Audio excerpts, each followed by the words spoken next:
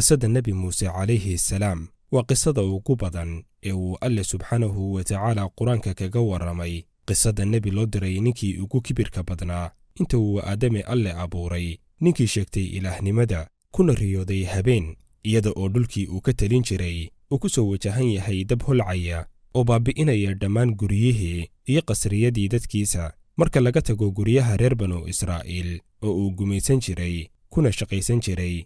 wuxuu go'aansaday inuu kurka ama qoorta ka jaro ilme kasta oo u dhasha reer bani Israa'iil si uu dabkaasi oo loogu fasiray inuu yahay inaan ka dhalan doona reerkaasi oo burburin doona saldanadiisa uu uga hortago ka hor intuusan ogaan in inankii uu ka cabsanayay inuu saldanadiisa baabi'iyo uuba ku dhex korsanayay qasrigiisa. muuqaalkeenna maanta ayaynu ku dul istaagi doonnaa qisada nebi muuse calayhi salaam.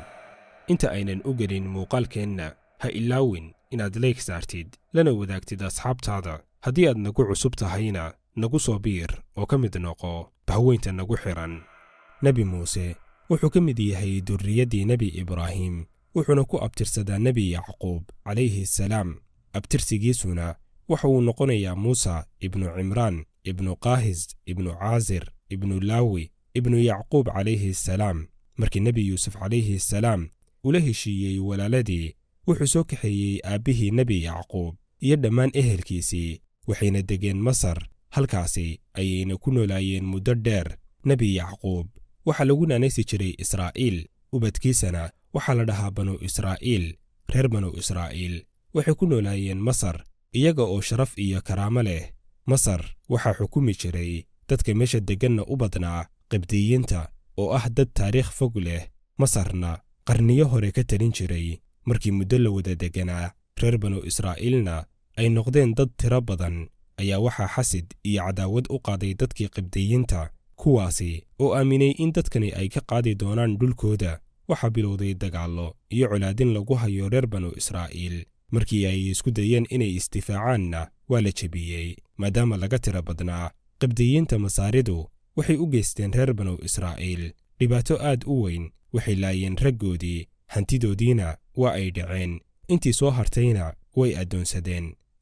xaakimka ama boqorka xilligaasi xukuma masar waxaa loo bixin jiray magaca fircawn. fircawnadii isaga kala dembeeyey xukunka masar waxay addoonsadeen reer banu israa'iil. muddo kadib waxaa xukunka masar la wareegay fircawn aad u adag kana naxariis daran faraacintii ka horaysay, wuxuuna cadaawad iyo xaasidnimo fogaatay oo xeel dheer u hayay reer banu israa'iil. intaasi waxaa u sii dheereed kibir xadkiisa dhaafay ilaa uu ilaahnimo sheegtay. waa fircawnkii alle qur-aankiisa ku sheegay ee ilaahnimada sheegtay.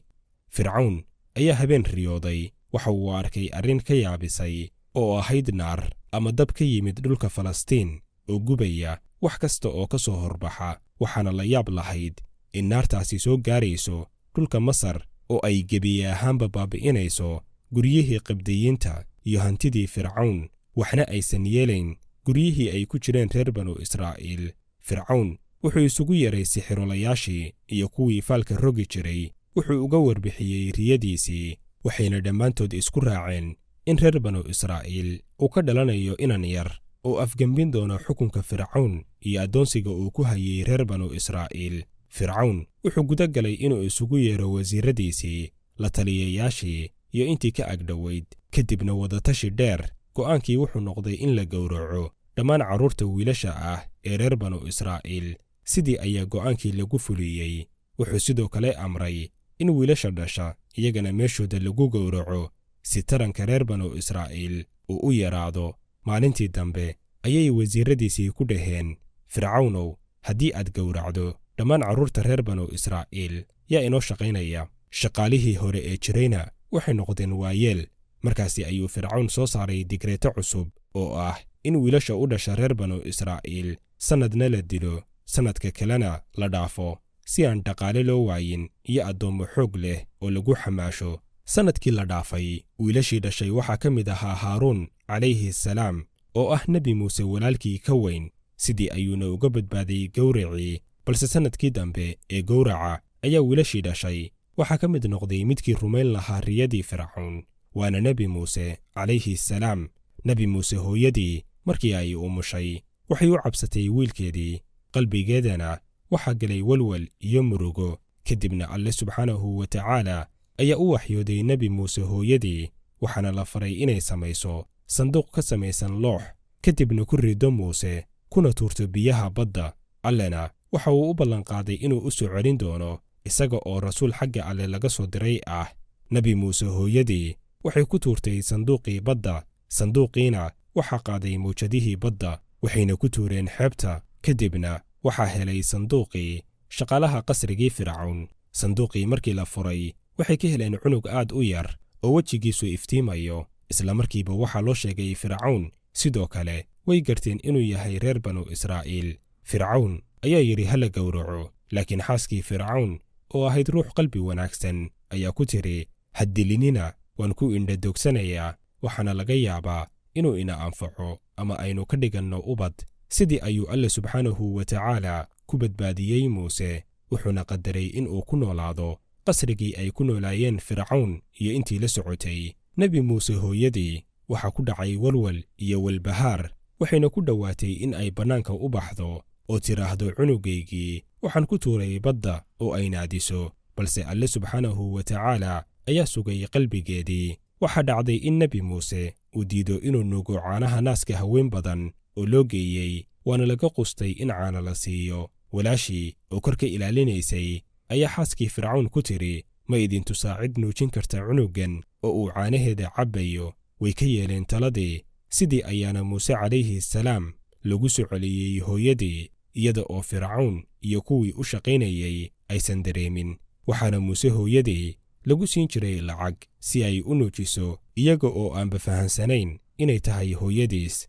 nebi muuse calayhi salaam wuxuu ku barbaaray gurigii fircawn ilaa inta uu ka xoogaysanayey. fircawn iyo qoomkiisii way og yihiin in nebi muuse calayhi salaam uu yahay reer banu israa'iil, laakiin maqaam sare ayuu ku lahaa qasriga fircawn. maalin maalmaha ka mid a ayaa muuse arkay 2 nin oo isdilaya, mid waa qibdiyiinta masar, kan kalena waa nin daciifa oo reer banu israa'iil ka soo jeeda.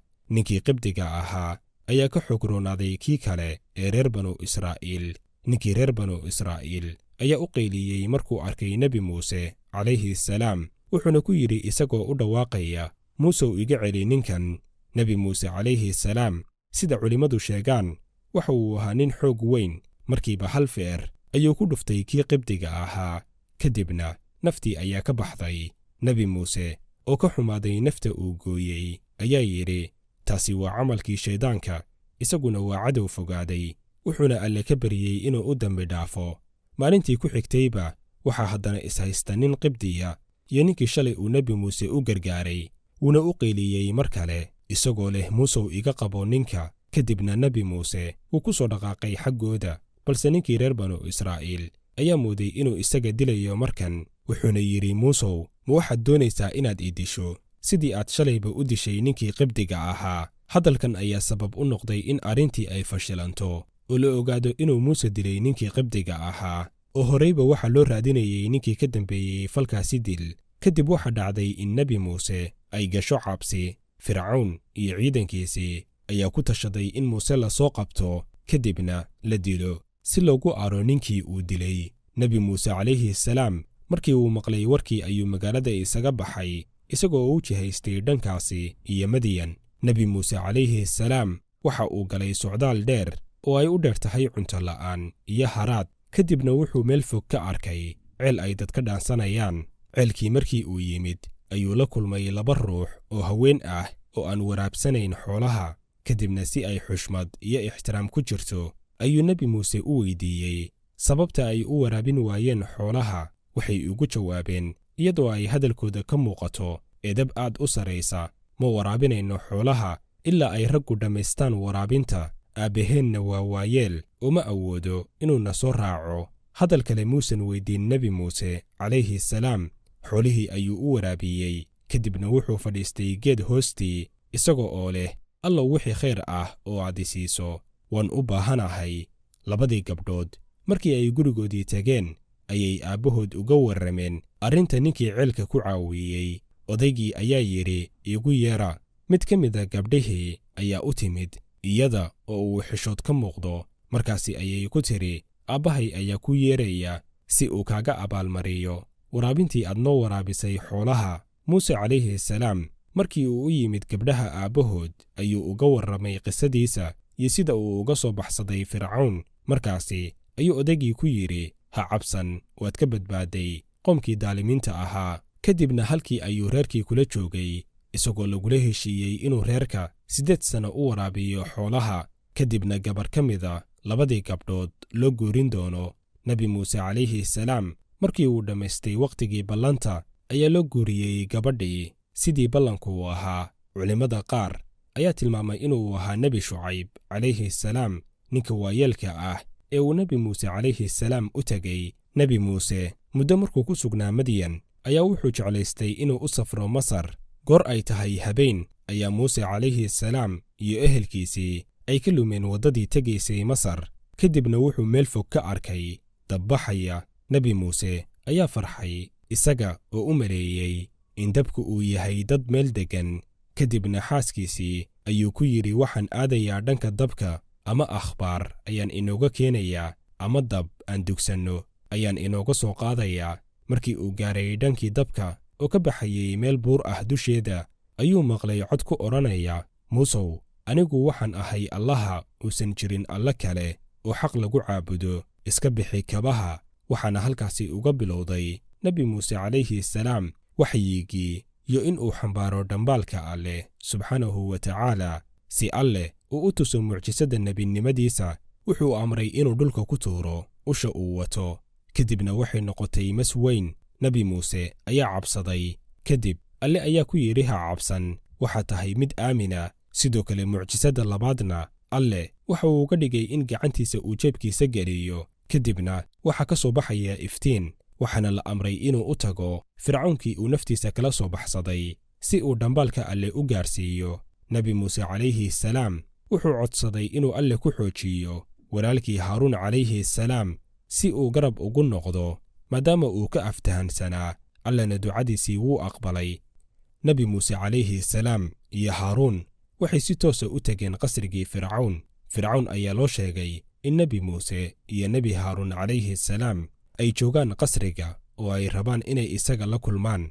markii loo geeyey ayay u sheegeen in alleh subxaanahu wa tacaala uu u soo diray oo isaga iyo qoomkiisa ay ugu yimaadeen inay ugu yeeraan cibaadada alleh. fircawn aad ayuu ula yaabay. kadibna wuxuu yidhi isaga oo rumaysan la, ilaah aan aniga lahayn miyaad leedihiin? muusow, adigasoo anigu kuma korin. kadibna intaad kibirtay qof dadkayga ah soomaadan dilin. fircawn aad ayuu u kibray, wuxuuna dareemay in ay hawl cusub u bilaabantay. nebi muuse calayhi salaam iyo nebi haaruun ayaa si deggan ula hadlay fircawn, maadaama alleh subxaanahu wa tacaala uu kula dardaarmay in ay hadal jilicsan kula hadlaan fircawn, laga yaabee inuu xaqa raaco. fircawn oo jeesjeesaya ayaa yidhi, maxaa caddayn kuu ah? markaasi ayuu nebi muuse calayhi salaam dhulka ku tuuray ushii uu watay. ushii ayaa isku beddeshay mascad. haddana gacantii ayuu jeebkiisa geliyey, iyadoo ifaysa ayuu soo saaray. fircawn oo argagaxsan ayaa yidhi, sixir weyn ayaad la timid.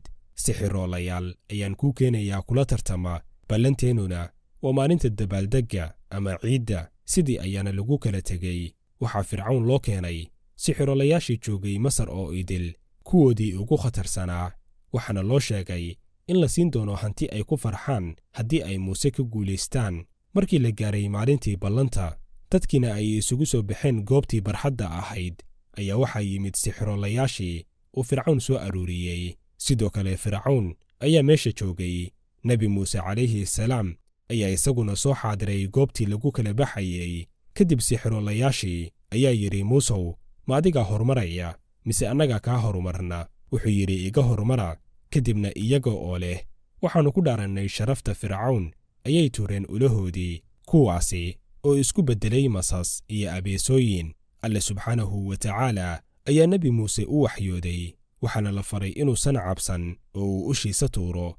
markii uu tuuray ayaa waxay noqotay mas weyn oo cunay dhammaan masaskii kale ee ay sixiroolayaashii soo bandhigeen. sixiroolayaashii markii ay arkeen mucjisadan katanka weyn sixirkii ay wateen, ayay dareemeen in waxani uusan sixir ahayn. kadibna inta ay sujuudeen ayay dhaheen waxaan rumaynay rabbiga muuse iyo haaruun. fircawn markii uu arkay ceebta ku dhacday ayuu inta aad u xanaaqay yidhi oo macallinkiinii markii horeba idin baray sixirka dhammaantiinna ciqaab adag ayaan idin marin doonaa. fircawn wuxuu bilaabay inuu ciqaab adag marsiiyo reer bani israa'iil, nooc kasta oo cadaab ahna waa uu dhadhansiiyey.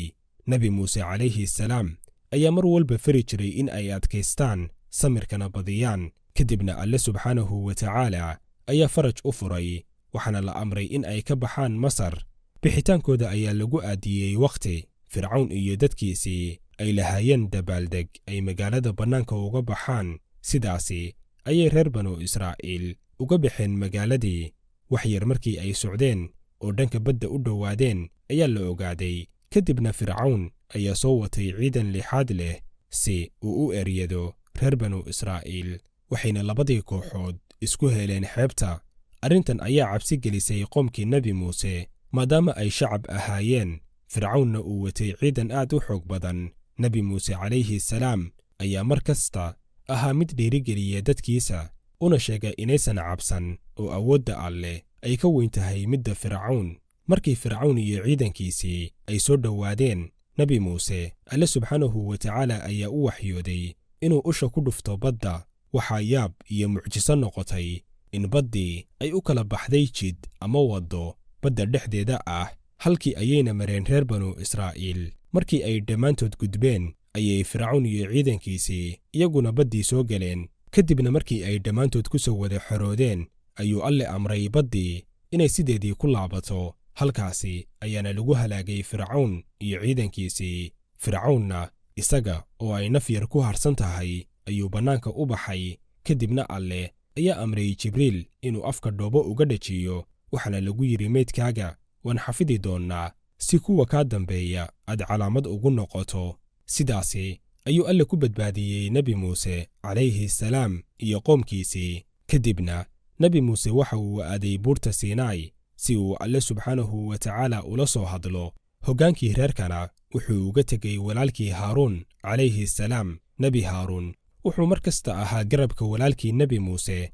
alle ayaa ku soo dejiyey nebi muuse kitaabka tawraad si uu dadkiisa u gaarsiiyo. markii uu nebi muuse dib ugu soo noqday reerkiisii ayaa wuxuu arkay reer banu israa'iil oo caabudaya dibi. markaasi ayuu inta xanaaqay haaruun garka ku dhegay oo yidhi waa maxay sidani? nebi haaruun calayhi salaam ayaa ku yidhi way i caasiyeen, wayna diideen shirkigan inay ka tagaan. kadibna nebi muuse calayhi salaam ayaa ka waday dibigii ay caabudayeen, wuxuuna meesha ka caydhiyey ninkii hawsha ka dambeeyey oo la odhan jiray saamiri. reer banu israa'iilna wuxuu ula tegey kitaabkiisii tawraad ee uu alle ku soo dejiyey.